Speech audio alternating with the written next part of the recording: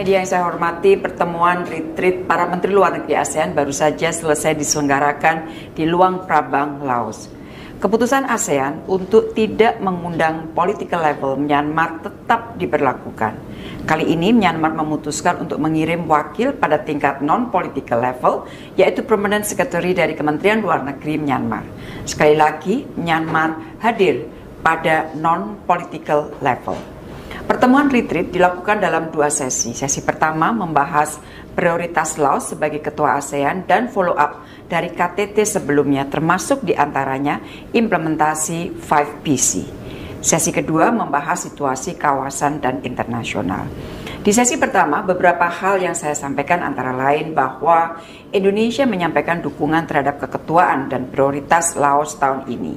3 isu yang saya angkat. Pertama, saya menyampaikan hal-hal yang penting untuk ditindaklanjuti oleh keketuaan Laos, antara lain mengarus utamakan isu maritim melalui the ASEAN Maritime Forum, Expanded ASEAN Maritime Forum, dan inisiatif maritim lainnya. Juga pentingnya dilanjutkan ASEAN Human Rights Dialogue, Second ASEAN Interreligious and Intercultural Dialogue Conference, Second ASEAN Blue Economy Forum, dan finalisasi TOR ASEAN Coordinating Task Force on Blue Economy. Yang kedua mengenai situasi di Myanmar. Cukup banyak yang saya sampaikan di isu Myanmar ini. Indonesia menyambut baik komitmen ulang para Menteri Luar Negeri ASEAN untuk menjadikan 5-point konsensus sebagai referensi utama upaya ASEAN membantu Myanmar keluar dari krisis. Indonesia juga menyampaikan semua catatan penanganan isu Myanmar selama keketuaan Indonesia tahun lalu telah disampaikan ke Laos sebagai ketua untuk tahun ini. Indonesia juga mengharapkan tidak terjadinya permissive actions yang dapat menghambat atau memundurkan implementasi 5-point konsensus. Engagement dengan stakeholders harus dilakukan secara cermat agar tidak secara politis dikapitalisasi oleh stakeholders tertentu. Indonesia menyampaikan kesiapannya untuk berkontribusi melalui mekanisme Troika. Diskusi di dalam mekanisme Troika ini diharapkan tidak hanya terbatas pada konsultasi, namun juga mencakup koordinasi bantuan kemanusiaan dan fasilitasi dialog yang inklusif. Kemudian mengenai engagement dengan external partner ASEAN, Indonesia mengharapkan selalu dikoordinasikan dengan ketua ASEAN. Saya juga menyoroti isu Rohingya. Saya tekankan bahwa isu Rohingya harus terus dibahas di ASEAN dan sebagai bagian dari upaya penyelesaian masalah Myanmar. ASEAN harus bekerja keras untuk mempersiapkan kondisi kondusif sehingga kaum Rohingya dapat kembali ke Myanmar secara sukarela, aman, dan bermartabat. Isu ketiga yang saya angkat di sesi pertama adalah mengenai peta jalan Timor Leste menjadi anggota penuh ASEAN. Saya menekankan kesiapan Indonesia untuk terus membantu Timor Leste dalam memenuhi peta jalan tersebut menuju keanggotaan penuh di ASEAN.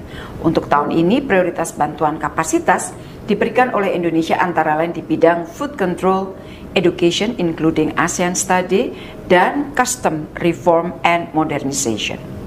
Rekan-rekan, di sesi kedua, pembahasan mengenai isu kawasan dan internasional, saya angkat 2 isu, yaitu regional arsitektur di kawasan Indo-Pasifik dan juga situasi di Gaza. Mengenai regional arsitektur di kawasan Indo-Pasifik, saya menekankan beberapa hal, antara lain pentingnya ASEAN tetap di driver's seat dalam menavigasi dinamika kawasan Indo-Pasifik. Dalam kaitan inilah pengarus utamaan implementasi AOIP dengan semua mitra melalui ASEAN-led mechanism menjadi sangat penting artinya. Indonesia menyambut baik rencana penyelenggaraan pertemuan pertama High Contracting Parties dari TEC tahun ini. Diyakini pertemuan ini akan memberikan pemahaman yang lebih baik mengenai penghormatan terhadap rules of the game yang sudah disepakati. Isu kedua di sesi kedua mengenai Gaza. Saya sampaikan pandangan Indonesia secara sangat terbuka. Beberapa hal yang saya tekankan. ASEAN memiliki kesatuan sikap pada saat menyangkut isu principles, hukum internasional, hukum humaniter internasional, termasuk dalam mensikapi situasi di Gaza. Saya sampaikan, principles matter for ASEAN. Indonesia juga sangat prihatin melihat memburuknya situasi di Gaza. Indonesia juga melihat beberapa negara dunia menganut double standard untuk mensikapi situasi Gaza. Indonesia menekankan setiap manusia memiliki hak untuk dihormati yang sama, termasuk bangsa Palestina. Dan Indonesia menyampaikan kita mencermati dari dekat keputusan ICJ atas kasus yang dibawa oleh Afrika Selatan. Keputusan ICJ mencerminkan sikap bahwa tidak ada satupun negara yang berada di atas hukum. Indonesia menyayangkan ditangguhkannya dukungan keuangan kepada UNRWA oleh beberapa negara donor di saat para pengungsi Palestina sangat memerlukan bantuan. Investigasi yang terbuka, transparan, serta kredibel terhadap tuduhan keterlibatan beberapa pegawai UNRWA perlu dilakukan. Namun, penundaan dukungan keuangan terhadap UNRWA merupakan collective punishment terhadap pengungsi Palestina. Rekan-rekan, itu tadi pernyataan Indonesia yang disampaikan di dalam AMM Retreat. Rekan-rekan, beberapa hal yang disepakati dari pertemuan AMM Retreat antara lain keberlanjutan berbagai deliverables keketuaan Indonesia tahun lalu, termasuk dukungan atas kelanjutan ASEAN Indo-Pacific Forum dan kelanjutan pelaksanaan ASEAN Human Rights Dialogue. Kemudian meneruskan mainstreaming agenda maritim di ASEAN untuk mendorong stabilitas dan kerjasama maritim kawasan, termasuk blue economy dan penyelenggaraan AMF/EAMF. Kemudian meneruskan pengarusutamaan implementasi AOIP di berbagai ASEAN-led mechanism. Dalam hal ini, konsep note on AOIP Based Comprehensive Regional Architecture dari Indonesia telah disetujui untuk dibahas lebih lanjut. Dukungan terhadap rencana Trilateral Summit China, Japan, dan ROK, dan juga keprihatinan serta seruan penghentian kekerasan dan immediate ceasefire di Gaza, mengutuk keras aksi kekerasan terhadap rakyat sipil, dukungan terhadap two-state solution, dan mendesak Israel mematuhi keputusan ICJ terkait Gaza.